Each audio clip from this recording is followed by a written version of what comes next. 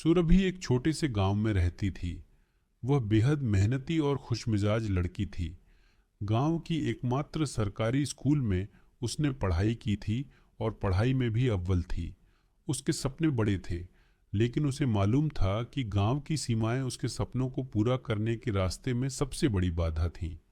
गांव में लड़कियों की शिक्षा को अधिक महत्व नहीं दिया जाता था।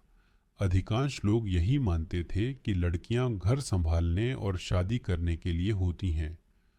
सुरभि की माँ चाहती थीं कि वह भी जल्दी शादी करके घर बसा ले, लेकिन सुरभि की आंखों में एक अलग चमक थी। उसे कुछ और करना था।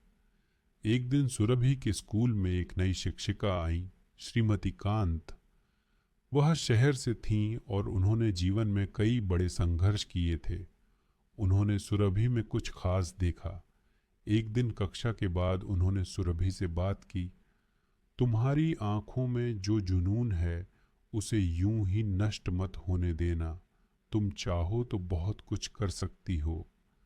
सुरभि ने झिझकते हुए कहा, लेकिन हमारे गांव में लड़कियों को आगे पढ़ने का मौका कहाँ मिलता है, और मेरी माँ तो मेरी शादी की बात कर रही हैं। श्रीमती कांत ने उसे हिम्मत बंधाई।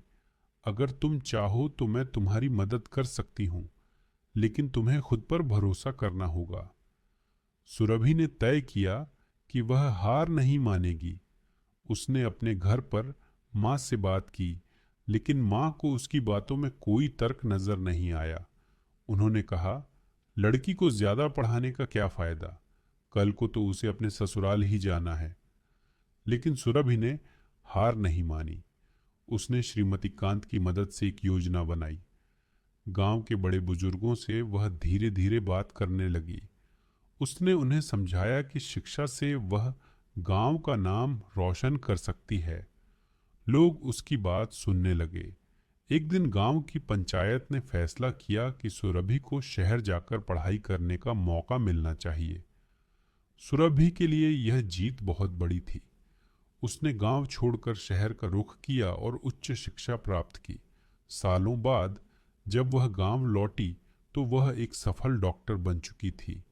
उसके गांव वाले अब उसकी उपलब्धियों पर गर्व करते थे।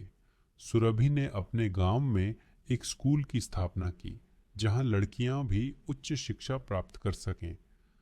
उसके प्रयासों से गांव की सोच में बदलाव आया और अब वहां की लड़कियां भी